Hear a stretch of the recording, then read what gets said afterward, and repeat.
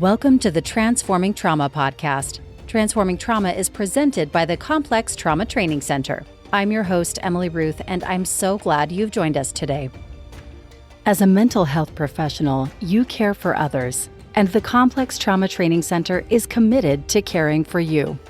We are thrilled to introduce our Space Program 2025, an inner development program of support and self-discovery for therapists on the personal, interpersonal, and transpersonal levels.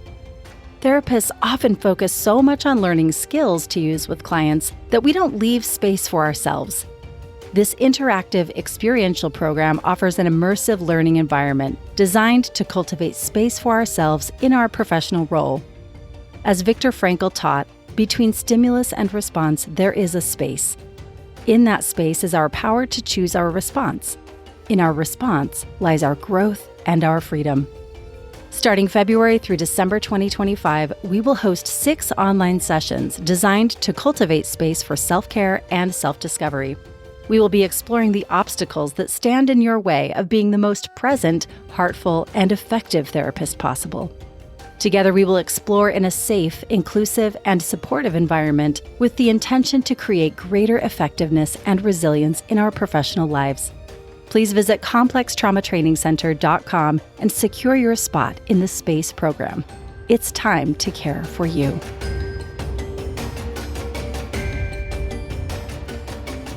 And now for our interview.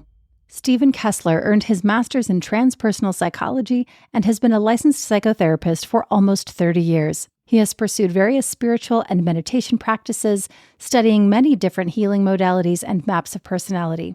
Since 1984, Steven has taught hundreds of groups and workshops in the U.S. and internationally, helping people heal their wounds and grow into their full adult selves. His best-selling book, The 5 Personality Patterns, deepens the insights of character structure and presents its map of the human personality to the general public. Please enjoy this conversation with Brad Kammer and Steven Kessler. All right, Steven, welcome to Transforming Trauma. We're so happy to have you.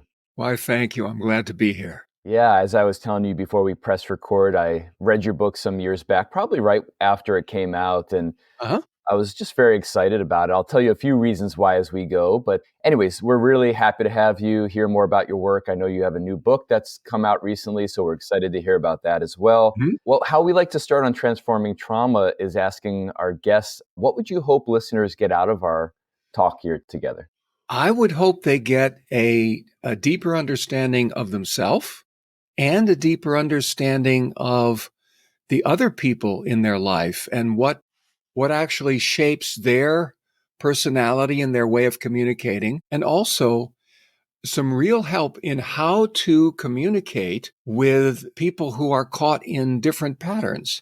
If the other person you're communicating with is caught in the same patterns that you do, or at least one of their patterns is the same as one of yours, people typically do 2 patterns. If you share a pattern, in a certain way you share a language and a worldview. So the way you communicate is similar to the way the other person does, and you understand each other. But if you don't share any patterns, it can be very much like talking to someone who actually speaks a different language, not your language, and you're surprised that they don't understand what you're saying, or you think that they understand what you're saying because maybe you're both talking English, and in fact, they put a completely different interpretation on it. So that's the kind of thing that I think we can all get better at, and that will really help us communicate with each other more skillfully. That's excellent. I felt like that was a takeaway from your first book. I haven't had a chance yet to read your second book, but just helping people really understand more about aspects of self and others that maybe aren't so conscious. And therefore, as we get more consciousness around them, then we can work with them in ways that can support both connection to self and others. So yeah, I'm really excited about that. So maybe before we get into the kind of drilling down into some of the cool stuff here that we have to share, just curious about your background, your career, and what led you into the work that you're now sharing with the world. Yeah, my history has been varied, to say the least. When I was in elementary school and in high school, I was really fascinated by physics. I mean, my perception was that the real religion of this culture, the way that we what we really believe about the world comes from science, and that physics is the priesthood of that science. And so I kind of wanted to join the priesthood, find out the answers to the big questions, because what's going on? Why are we here? All that stuff. So I originally went to MIT to study physics. And I went up to my physics professors and I asked my big questions. And they said, Steven, you can't get answers to these in science. You're asking questions that really belong to theology, like what is God and how did all this?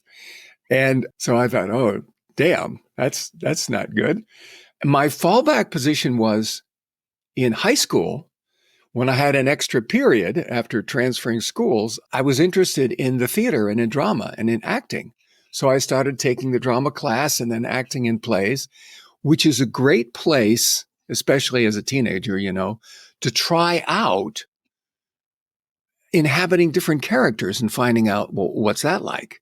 Do I like this? And do other people like me when I'm being like this? And so when I found out that physics wasn't going to answer my questions, I thought, well, maybe human emotion is real. Maybe that will answer my questions.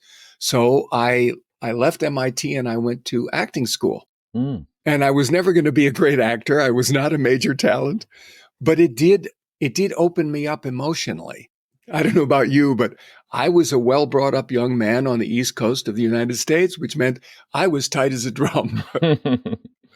And I didn't feel a whole lot, which meant that I was kind of dry emotionally. I didn't really know what I was feeling. But acting school got my body relaxed and helped me feel more. And then after acting school, I looked around and because I knew I'm never going to go slay New York. This is not what I'm up for. I kind of drifted into transpersonal psychology, which was more pursuit of the basic question, like, what is consciousness? What are we as human beings? Like, what's really going on here? And how do we know?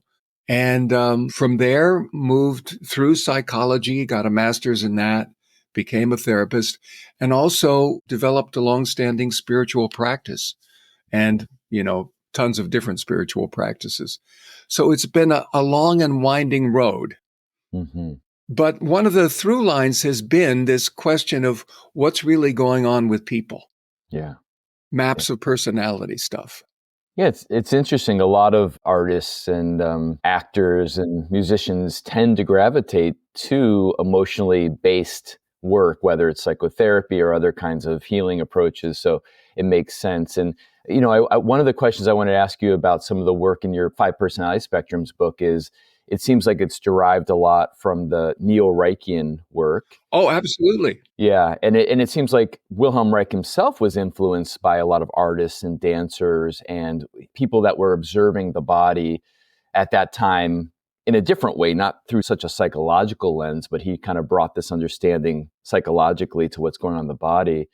So was there some place at some point that introduced you to some of the Neo-Reichian work, or how did that happen? Oh, absolutely. Yeah. I mean, I had from school in psychology, I'd certainly learned about the Myers-Briggs type indicator. And from my meditation school studies, I'd learned about the Enneagram and had been an Enneagram student for 20 years. And then I started studying energy psychology and energy work directly. And that introduced me to the character structure patterns, Wilhelm Reich's map of personality. And I would have called my book The 5 Character Structures, except in German, they mean personality. And in English, we use the word character to mean moral character. So it doesn't have the same connotation. So I used personality patterns in English because I thought that would be clearer. Mm-hmm. Yeah. But it definitely comes out of Reich and his work, and Barbara Brennan and Dea Judith and Stephen Johnson. Yes. Yeah, they're definitely predecessors on this path. Yeah, those are all people that have their work has influenced me too. And I did a little consultation earlier in my career with Stephen Johnson. So a lot of similarities in terms of what we were studying. So the energy psychology, tell us about, because probably a lot of people that listen don't know that much about energy psychology and the work of Barbara Brennan particularly. So you want to share a little bit about that and how that influenced you? Sure. Traditional psychology is not aware of any world except the physical world of time and space, which produces a very limited and impoverished view. And it turns out there are many different worlds and dimensions, and the people who are psychically gifted, I'm not really one of those people, but the people who are really gifted at this can literally go to other dimensions and other worlds and bring back stuff here. Like one of my favorite examples of that is if you've seen the movie Amadeus of Mozart composing, like he's sick, he's in bed, and he's just reeling out this composition, and his friend Salieri is writing it all down. Well, what he is doing is downloading that from a dimension that is all music. Mm-hmm. And I'm told there are dimensions of mathematics and of geometric shapes and all kinds of stuff. So energy psychology is a sort of an offshoot of psychology, not well known yet, but it deals with the energy body and the flow of energy and attention through the body, which was Reich's great insight, because Freud, his teacher, was only looking at the conscious and unconscious of the mind. And Reich said, wait a minute, there's a lot of stuff happening in the body too, and we need to pay attention to that. So somatic psychology, body psychology, has gotten more important in the last 10 or 15 years. Mm-hmm. I'm really glad to see that, because the body in many ways is more intelligent than the mind. It takes in and it processes more information than the conscious mind possibly can. And below the level of the mind and the physical body, or before it, there is the energy body, where kind of everything happens first.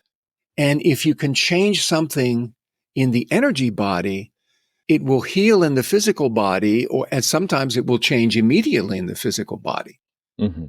which can be a really astonishing kind of change. So I think energy psychology and energy work in general is kind of the future of all healing. Yeah, when you were talking about these dimensions, like a dimension of mathematics or dimension of music, is that similar to Jung's idea of the collective unconscious? I think so, although Jung was working more off of Freud's conscious and unconscious, mm-hmm. so he could get to the collective unconscious.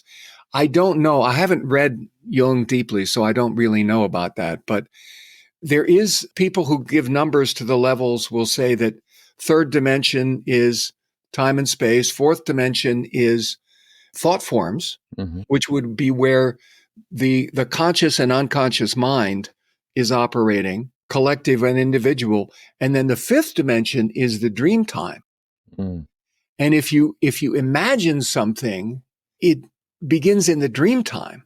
And in that dimension, you can create a new thing. For instance, I'm told that when Tesla was inventing the electronic stuff, he would imagine and run the machine in his mind and see if it worked. In his mind is the wrong wording. He would run it in his imagination and see if it worked. And if it didn't, he would change it, and then he would run it again and change it and run it again. So he would do all his experimenting in the fifth dimension and then bring it down into the third dimension already figured out. Mm. Thomas Edison, when he was creating the light bulb, did all his experiments in the third dimension. He had, more than 100 different attempts at the light bulb, the bulb, the mm-hmm. gas, whatever the filament is made of, tons of failed experiments in the physical dimension. So I'm sorry if that's too long a description. No, but it's fascinating. Yeah, this whole thing is just amazing to me. It's amazing. And I keep on thinking about kind of our prehistoric lineage of the animistic kind of way of being, where mm-hmm. there was less of a boundary between the dream time and kind of what you're calling the third dimension of space and time. So it's like these people that have really revolutionized our society or Western civilization, or people that had this ability to kind of cross those boundaries in a certain way and then bring some of that information back, which is just such a fascinating way to think about it. Yeah, as we develop a stronger ego structure, it separates us from the dream time and the dimensions above that. So we then feel separate from nature. But in the thousands of years, I'm particularly fascinated by the cave art in France from 10,000, 20,000 years ago. In those periods, as you say, the people, the artists, didn't have nearly the same ego structure, and so they felt much more a part of nature. Mm-hmm. Yeah. I'm also thinking, because I asked you about Neo-Reichian work. Well, Wilhelm Reich was another person that who talked about the flow of energy in the body. And I mean, Yeah. as far as I'm aware, he wasn't really aware at the time of things like chi or prana. And he basically connected to the same understanding of life energy that both kind of makes up our body and also Yeah. surrounds us as part of the universe. And another person that was able to kind of cross certain boundaries, and he looked crazy to us in the West. You know, he ended up being labeled crazy, schizophrenic, ended up dying in jail. Yeah. And yet another person that was able to cross a certain boundary to help us, like you're talking about here, go beyond Freud's original work to how this energy flow in the body creates either health or disease. And it seems like, again, this is where Yeah. our work now, 70, 80 years later, is continuing that. Yeah. He could perceive the flow of life energy, and he had never heard these other terms, apparently. He called it orgone, just another word for life energy. And I think it's important to notice that what is real, what is true, what is actually there is perceived by many different people who never heard of each other and each other's work. Yeah. They just all see the same thing. And then they give it their own different labels. But, if people from different cultures and different continents all perceive the same thing, there's really something there. Of course. Yeah. Okay. So you're studying the Enneagram for 20 years. You get into spiritual, transpersonal, and spiritual energy psychology. And then what led you into, the character styles or the character structures that you ended up calling personality pattern? I began taking a class in energy work, a class I'm still in 21 years later. Wow. And one of the first things that the teacher taught us about was the personality patterns, the character structures. And the reason she taught us about those was that whenever your body feels overwhelmed, whenever there's too much energy moving through your body, more than you can process on the fly, you go into one of these safety strategies, one of these personality patterns to try to buffer yourself from that excess energy. And so when you're working with energy, it's very important to know what patterns you go into automatically when you get distressed so that you can recognize when you've gone into one of your favorite patterns and begin to take steps to come out of pattern and back to being present. Because if you're not present, you're not really dealing with the here and now. Yeah. Whenever a person is in pattern, the pattern is running their life and running their responses, their thoughts, their feelings, their physical sensations, their behavior.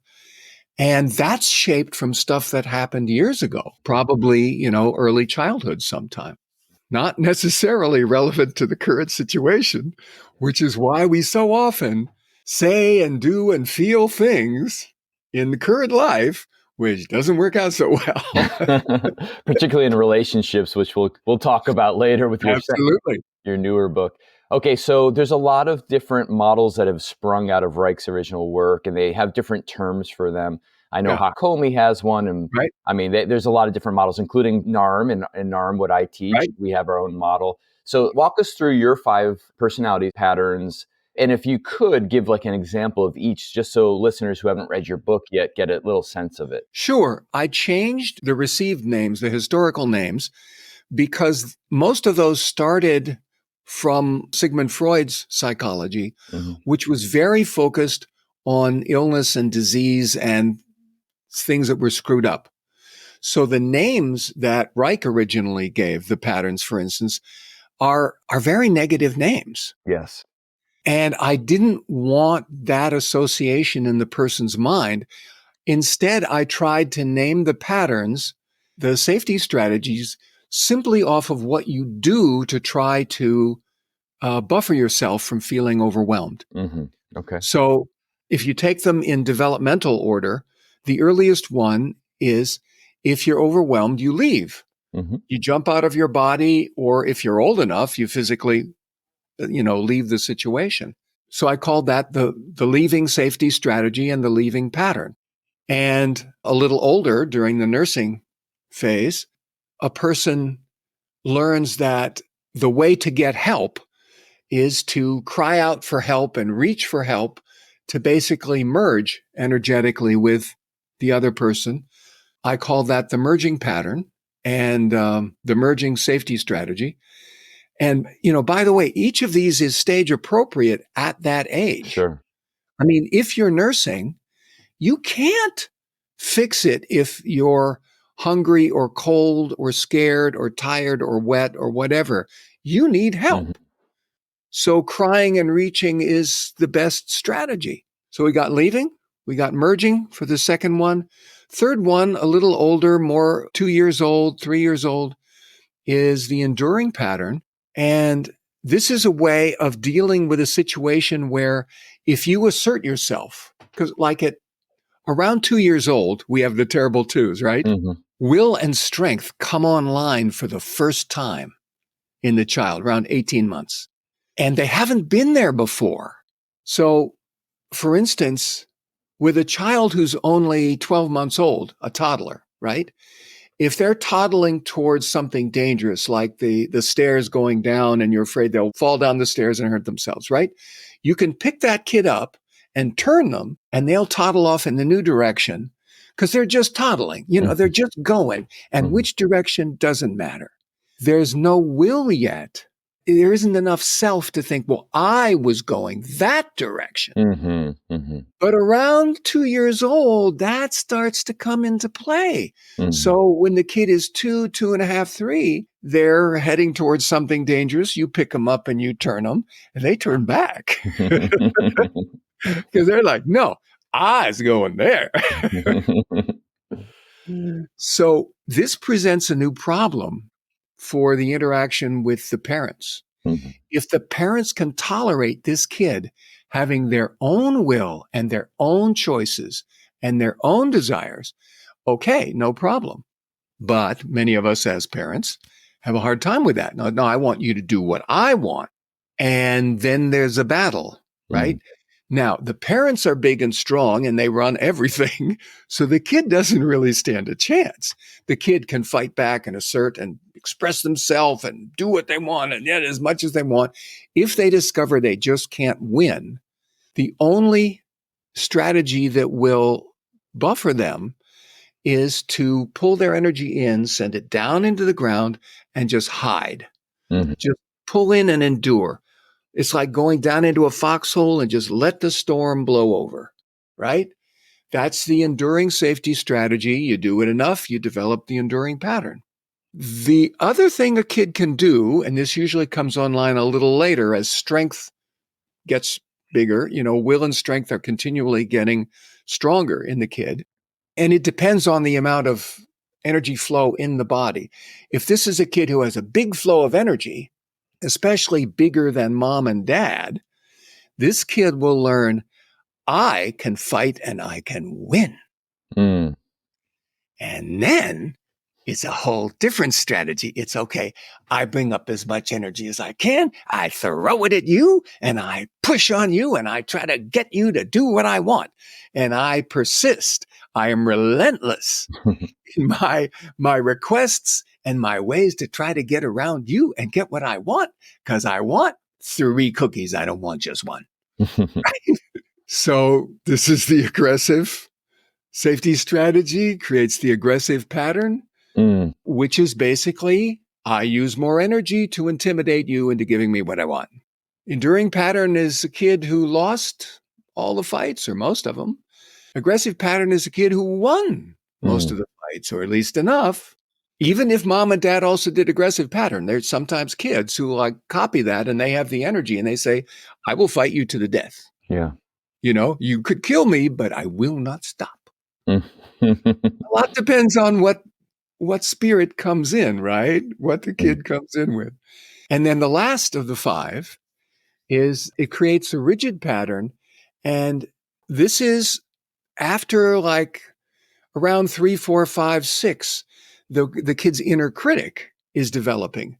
And the inner critic is that recording of mom and dad's voice saying, be a good boy, don't run with scissors, don't talk with your mouth full, don't hit your sister, don't write on the walls with your crayons, and all the rules, right? So it's good as a little kid to learn mom and dad's rules and follow the rules, because then they like you better. They don't punish you. You get approval and all that good stuff. One of the ways that a kid can learn to feel safer, to buffer themselves from feeling overwhelmed, is to learn all the rules and really follow them all the time. The rules and the standards of this house, these parents, this culture, whatever it is. And you do that by constricting your body so that you narrow the flow of life energy coming through, and you don't feel your own core and your own feelings so much. Instead, you feel the surface of your body, and you can concentrate more on your performance. Because the whole strategy here is learning to perform the way mom and dad want. You become a well-performing child, a well-behaved child. And your thinking gets rigid, your body gets rigid, your emotions get rigid, everything gets rigid, which is why it's called a rigid pattern. That one was developed long before me, but the name is so right. Yeah. You can't change that one. Yeah. Well, and you've done away with the qualifying aspects, which used to be rigid hysteric, rigid phallic. So they used to, right. which was female and male. Exactly. Those were gender differentiations. Yeah. Same pattern. Yeah. I think I heard you say earlier that generally people have one or two dominant styles. Yeah. Is that, yeah. And would you say that people can relate to all five typically, or? Well, it depends what you mean by relate to. What I'm talking about as a personality pattern is a set of behaviors, thoughts, feelings, beliefs that the person's body automatically goes into. It's a compulsion. It's automatic. The person's body goes into automatically whenever they feel overwhelmed, whenever they feel a little upset, anything other than totally safe, peaceful, calm, contented. As we go up the scale of more and more upset, more and more into pattern. So it's a way to buffer yourself from feeling overwhelmed. But the patterns, as I see them, are safety strategies. In psychology, you could call them defense mechanisms. So a person doesn't automatically use all five patterns. In my experience, they typically use 2, sometimes 3, especially if compensated merging is one of your patterns, then the compensation has its own flavor. But I haven't known people who actually automatically go into all 5 patterns. Okay. So now I'm really curious about how this relates clinically to working with clients. So I thought you did a great job in your book, your first book about, I don't know if it was your first book, but the 5 personality patterns book.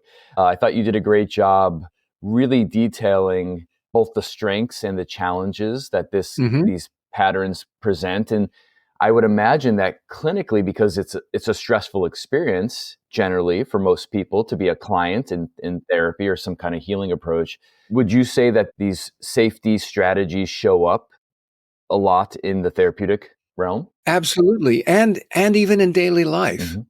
Because most of us, since we're not even aware that these are personality patterns and they're not who we really are, but who we really are is our essence, our presence.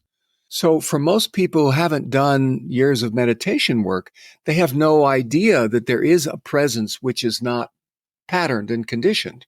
So for most of us, we identify with our main pattern, whichever one is strongest in us, and maybe with that one and the other one we do also. And we identify so deeply that if you ask a person, well, why do you behave like that? They will say, that's just who I am. It's become an identity structure.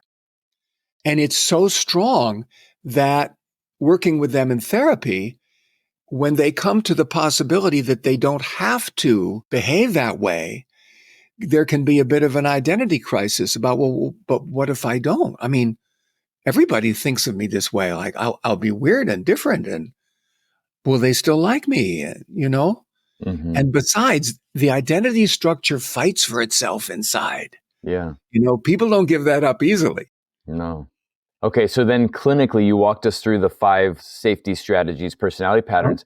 And then are there keys to working with each of these differently as a therapist? As a therapist, if we're able to identify our client's personality pattern, what are the different ways that it might help us with all 5 of these different styles? Yeah, absolutely. So I think it's crucial for any therapist or anybody doing healing work, or frankly, any manager in a company, any boss, anyone who wants to communicate with their coworkers or with their spouse or lover, with their family members, with their kids. It's important to realize that not everybody is automatically doing the same personality pattern 1 or 2 that you do. They could be doing something totally different. So they live literally in a different world. And you're going to have to communicate with them in their world, in their language, in a way they understand. One of the things I put at the beginning of my second book, which I didn't emphasize as much in the first, is the idea that we have 2 beliefs, 2 assumptions, very strong beliefs that are both totally mistaken. The first one is the belief that we see the same world, we experience the world the same way that everyone else does, when in fact we experience like a slice of the world. And our slice could be different from someone else's slice, right? If you just imagine there are 5 different slices, there's no guarantee that your slice is the same as whoever you're trying to communicate with. So we don't experience the same world that whoever we're interacting with experiences. So you got to know what slices they're experiencing. The other basic misunderstanding, the other really incorrect belief is that our experience is whole and complete, that it's accurate. And we believe that because we have nothing to compare it to. Mm-hmm. You know, if our patterns, our personal patterns developed very young in life, probably strongly in place by the time we were 5 years old. And then we haven't experienced anything different. So we think this is the whole world. Mm-hmm. So we think our world is the same as everyone else's, and we think we're getting the whole picture, and we're not. Yeah. So in communicating with anybody, especially as a therapist or healer, but really in any part of life, is really helpful to understand how to approach them. So that's at least a beginning to your question. Yeah. Beginning answer. Yeah. The 3 that I'm most curious about, if you wouldn't mind just briefly talking through these, is I want to talk a little bit more about the leaving pattern. That feels like a very significant one. And then the enduring pattern can be very challenging as for therapists and healers. Very. And then the last is the aggressive pattern, just because in society that's hard to navigate relationships where someone's intimidating you. So those are the 3 I'd like to spend. I'm sure we need workshops to go through all 5 of them. But if you could just give us a little thumbnail of those 3, I would appreciate that. Sure. So if you're communicating with someone caught in a leaving pattern, and you don't do a leaving pattern, remember, this is very early in the developmental stages. So the person has a lot of perceptual skills, perception on the psychic plane and the energetic realms, but not as much developmental skills. Now, if your patterns are later on, say enduring or aggressive or rigid, 3, 4, 5 in the lineup, you probably have more developmental skills than they have, like ability to navigate in time and space, to get to the appointment on time, to drive a car, to not miss your turn. But in developing those skills, you may now have less perception on the energetic and psychic levels. So communication for you could be quite different. Also, especially if you do aggressive pattern, a lot of energy moving through the body. It's important to keep in mind that a person who does leaving pattern is extraordinarily sensitive to that energy. And if you run a lot of energy, it will scare them, even if it has nothing to do with them, right? So, common couple, aggressive leaving pattern. The aggressive pattern person gets excited about something. Oh boy, we're going to go there. We're going to do this. Yay! And is too much for the leaving pattern person, overwhelms their system. Now, it's not anger. It's not an attack. It's just excitement. It's happiness. It's like, I'm looking forward to doing this with you. But it's like it's too loud. And the leaving pattern person's body contracts, goes away. Like, I got to get out of here. This is too much. So you have to notice where the vulnerable points are too. Mm-hmm. And for the aggressive person, I would imagine that leaving person is not charged enough, like they're not captivating enough. Right. And they don't have a strong core in the body. They have a sense of core, but it's not in the body. It's in a different dimension. So they have a self, but it's not here in the body. So for the aggressive pattern person who does have a strong core in the body, it's a little bit gripped. It's a little bit like, I'm going to do this and you are not going to get, not going to hurt me. But there is a strong core. This person tends to not notice other people unless they also have a strong felt sense of their core. Mm-hmm. So the aggressive pattern person might actually not notice a leaving pattern person because there's not much sense of core there. Oh, interesting. This gets important like in traffic. I've known leaving pattern people who've been driving their car and hit in automobile accidents over and over and over again. Other people, especially people who are caught in aggressive pattern or rigid pattern, can't see them. Like I knew one woman who literally had been hit in her car and had gone through her windshield, 2 or 3 times. Wow. Now, that's a lot for your body to go through.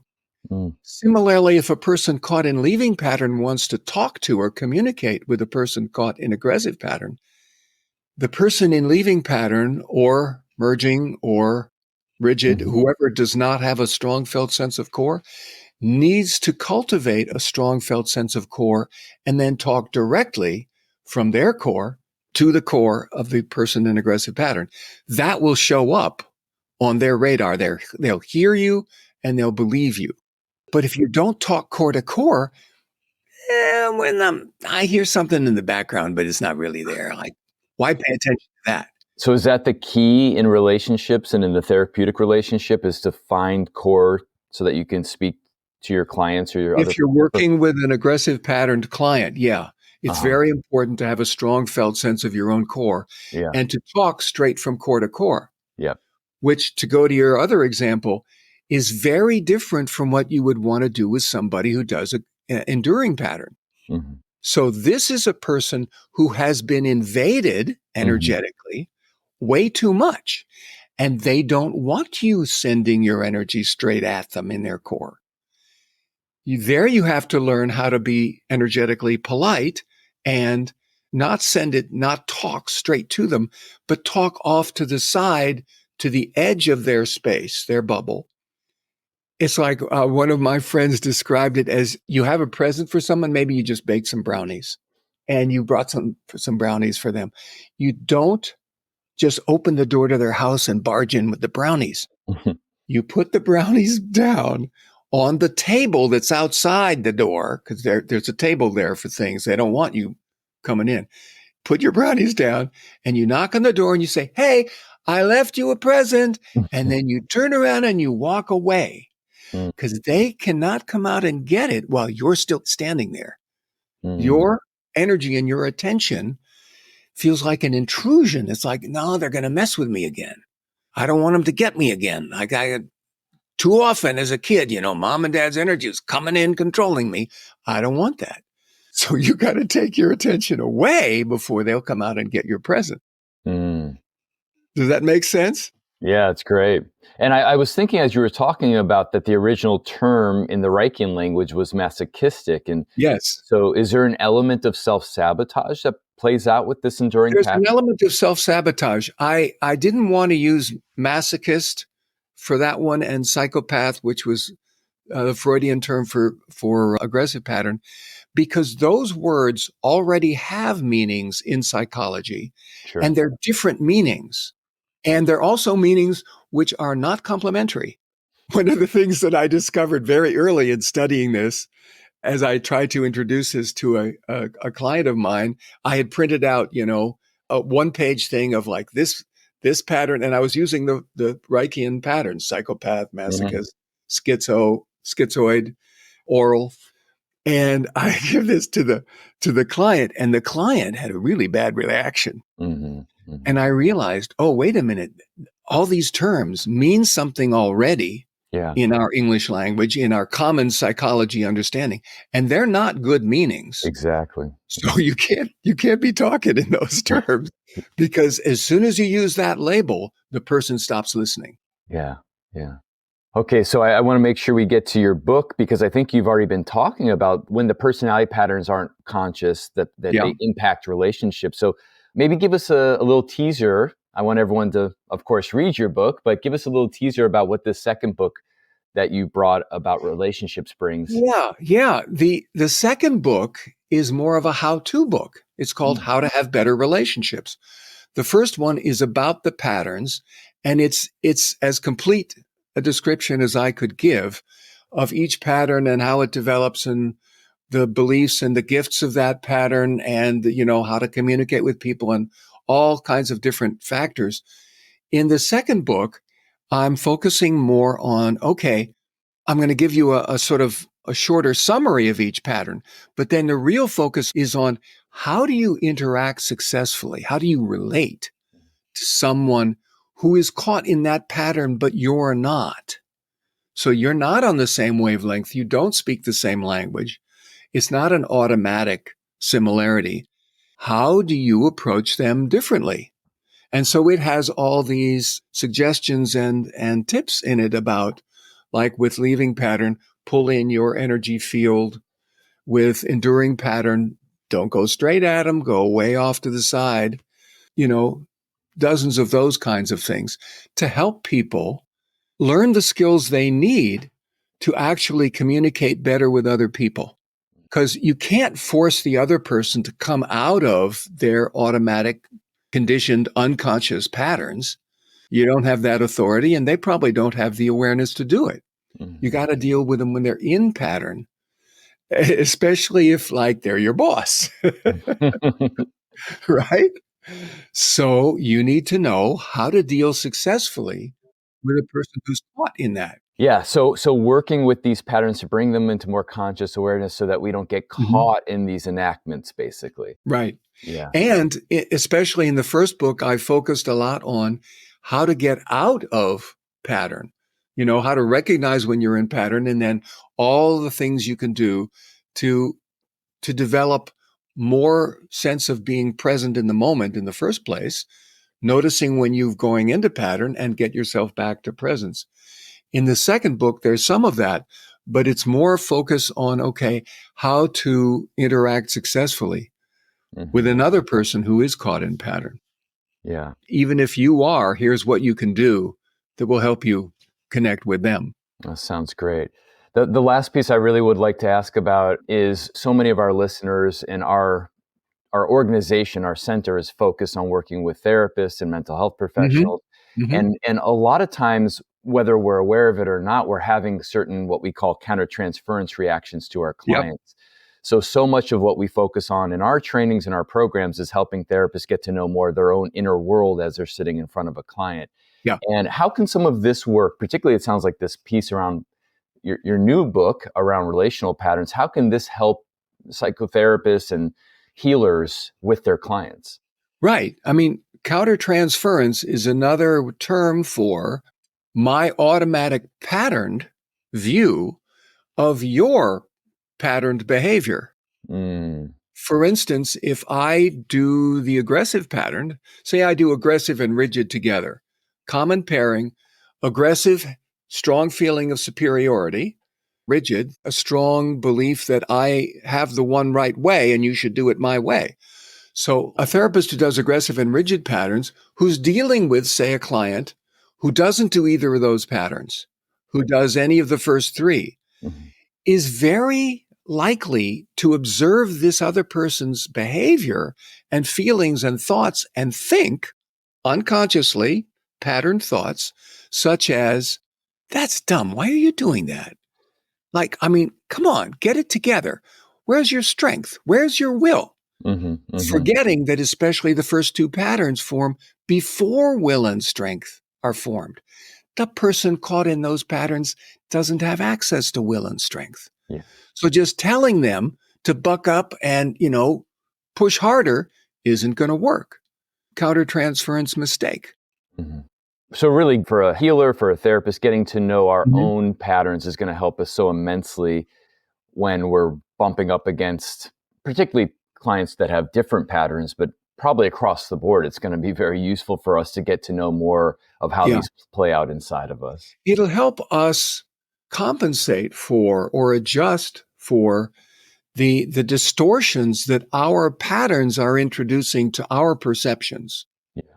Because whenever a person is caught in any pattern, that pattern is distorting their perceptions. If you know how your habitual patterns are distorting your perceptions, you can lean the other way. If you know that your patterns typically give your attention a negative bias, you're looking for what's wrong, you're seeing what's wrong and missing what's right, you can compensate, you can adjust by consciously looking for positive things, looking for what is right.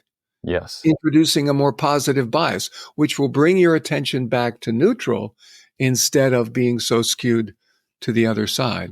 Wow. Wow, great work. It's so exciting to learn more directly from you. I know you do workshops and trainings and classes. Do you want to share with our listeners where people can learn more about you and perhaps study with you? The easiest place actually is on the website for the first book. Probably for all my books. I don't know if I'm ever going to make a separate website for the second one. But that's, of course, the 5personalitypatterns.com. You can spell 5 or you can do the number 5. There's a lot of stuff, information, free stuff about the various patterns. There's a whole list of blog posts. And there are also some courses you can sign up for. I'm not doing any live teaching in the near future here in the U.S. I am actually in December. I'm going to be in Europe doing some teaching in Switzerland and in Germany. Great. And I'm really looking forward to that. Nice. So actually getting into training some of the people in the executive coaching field, which I'm really looking forward to because in my opinion, corporations are the biggest social change mechanism in the world.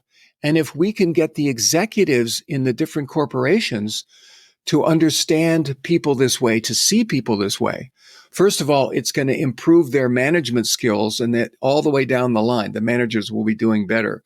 The salespeople will be selling better. The engineers will be doing their work better.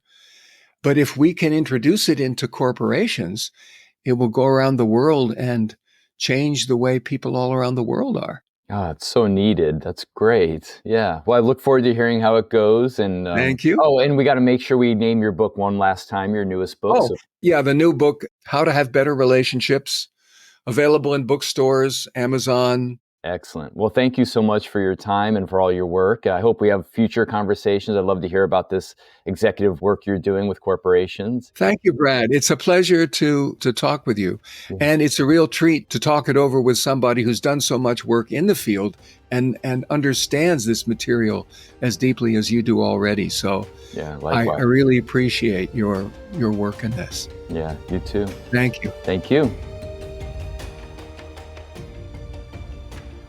Thanks so much for joining us for today's episode.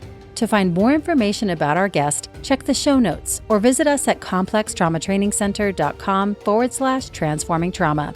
You can also connect with us in other ways. We're on Instagram, Facebook, and YouTube. As a mental health professional, your commitment to healing and growth inspires us. We at the Complex Trauma Training Center are committed to supporting you in your well-being and success. That's why we're honored to invite you to our Space Program 2025, an inner development program of support and self-discovery for therapists on the personal, interpersonal, and transpersonal levels. Running over 6 online sessions in 2025, this interactive experiential learning program is designed to support self-care and self-discovery for therapists, exploring internally, relationally, and transpersonally. CTTC faculty will welcome you into a professional community of therapists that are seeking to create greater effectiveness and resilience in our professional lives. As CTTC faculty Brad Kammer says, the intent is that this program will help us not only become more effective therapists, but also love our work more.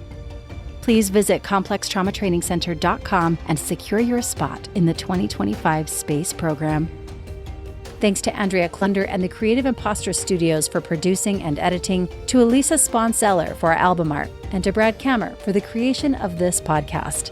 We look forward to building community and connection with you and changing the world by transforming trauma.